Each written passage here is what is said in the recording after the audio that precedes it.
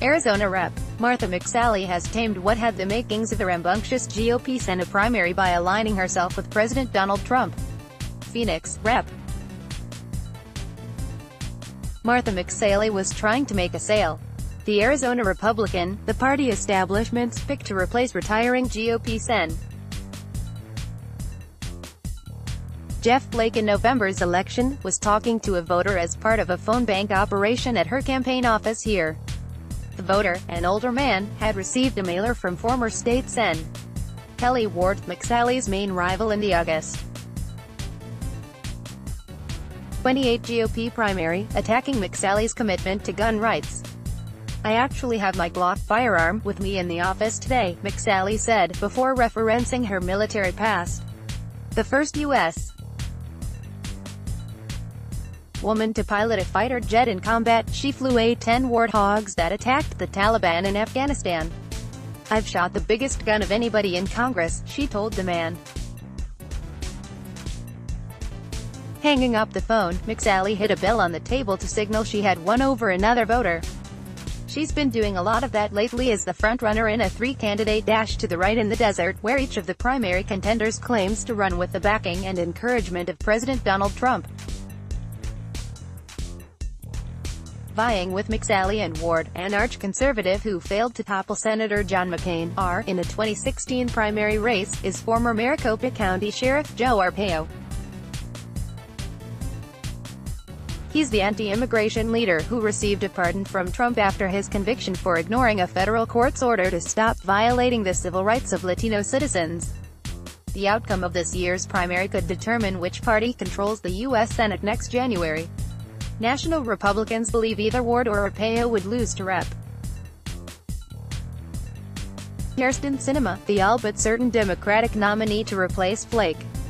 Republicans have a 51-49 advantage in the Senate, and a Sinema victory is essential to Democratic hopes of retaking the chamber. Fortunately for allies of Senate Majority Leader Mitch McConnell, or Kentucky, it's been McSally, a one-time swing district moderator who has never publicly revealed if she voted for Trump in 2016, who has broken away from the pack.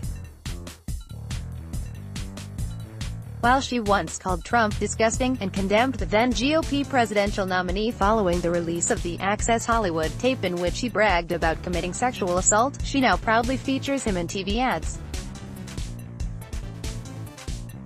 She and her allies have swamped Arizona's airwaves with commercials emphasizing her newfound friendship, along with her military background and support for border security. Her two opponents, meanwhile, have battled one another over the same slice of the GOP electorate while trying in vain to win the president's attention. McSally's likely victory on Tuesday shows how establishment Republicans can thrive in GOP's Trump era, play up popular base issues like border security, keep the president close and hope for a little luck. But Republicans also worry that McSally's moves to win the primary may poison her chances in November against a Democratic opponent who has been free to spend millions introducing herself to voters. After Tuesday's primary, McSally will have little time to pivot or restock her campaign resources. Clearly, McSally's people saw this was Trump's primary. "She hugged on to Trump," said Mike Noble, a GOP pollster in Arizona.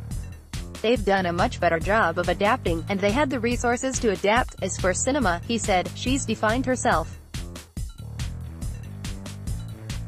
And so when the attacks actually come, do they just bounce off?" Noble's firm, Predictive Insights, conducted a poll last week showing McSally leading in the GOP race with 47% of the vote, compared to 27% for Ward and just 13% for Arpaio. Most undecided voters were breaking to McSally, and with many voters having already cast their ballots, Arizona allows early mail-in balloting. It's difficult to see either opponent catching her. The second-term Congresswoman began warming up to Trump even before she announced her Senate run. She stepped up her Fox News appearances and made sure to praise Trump when she was on the air. She dropped her co-sponsorship of a bill aimed at helping DACA recipients, and now brags about voting with Trump 97% of the time. She talks about ending chain migration and the diversity visa lottery, two top priorities of Trump and immigration hawks in his administration. These are all things Trump and I are working on together, McSally said in a brief interview.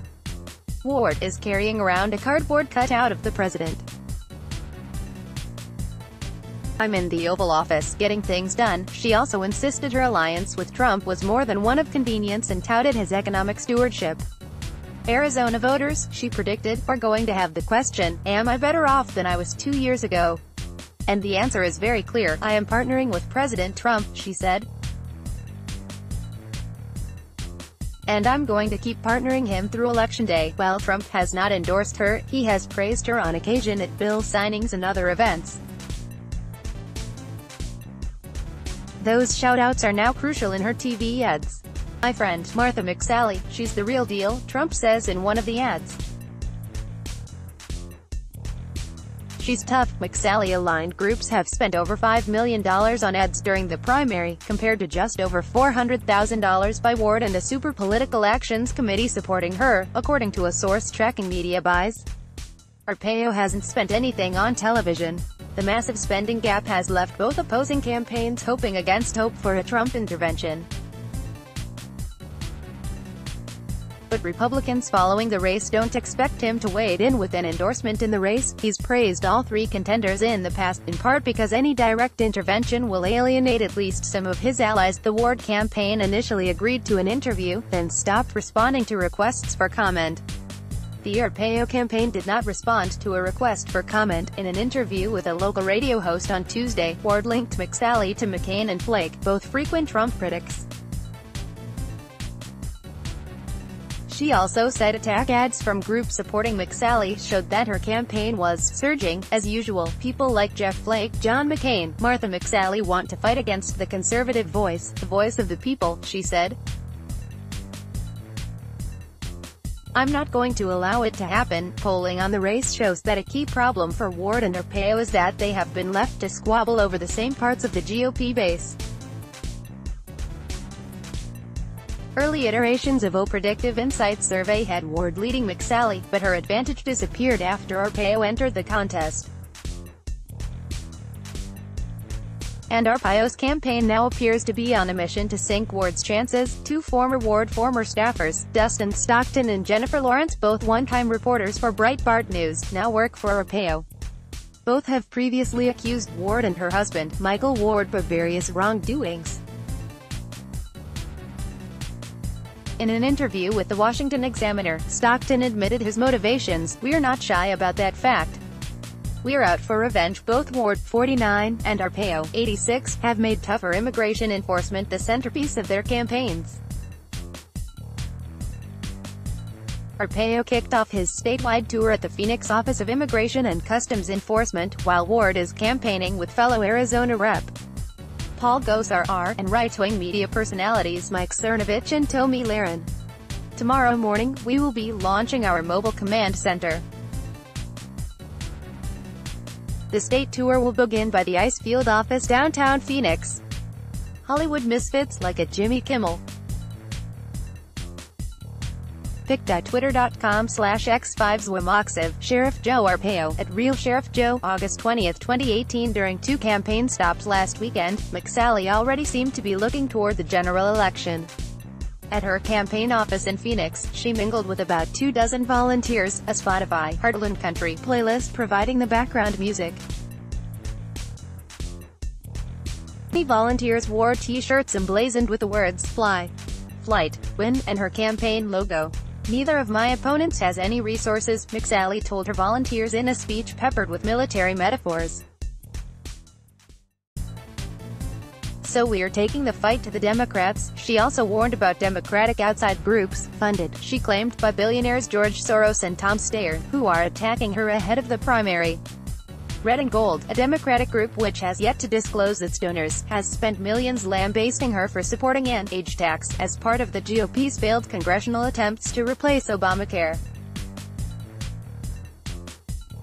"You can't just sit there and take incoming, she said. "You know you're over the target if you're getting flack." She then traveled to a diner in suburban Chandler, where she discussed regulatory rollbacks and immigration with a group of small business owners and local politicians, who shared their frustrations with Sinema.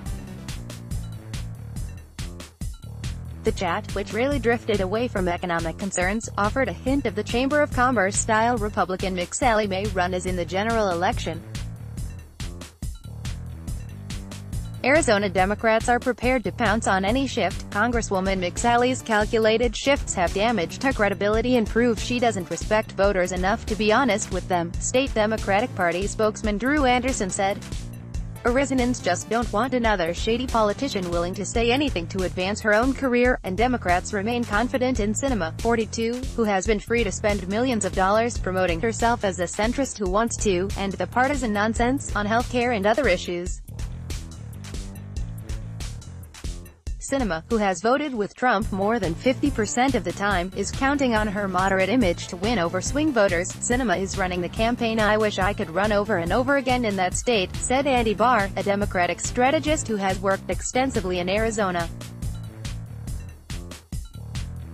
She's been allowed to introduce herself to voters on her terms with almost no pushback for months. McSally, meanwhile, is preparing to remind voters of Sinema's past as a liberal state legislator and left-leaning activist. She told her volunteers she has the perfect contrast ready, referencing a photo of Sinema in a pink tutu protesting the Iraq War. She's tried really hard to make herself over. She's reinvented herself, from the flaming left liberal she was, McSally said. You're going to see that, in the general election. Me in uniform, Sinema in a pink tutu. On Thursday, 5 days before the primary election, McSally's campaign put the ad on air. Download. Do you have information you want to share with HuffPost? Here's how.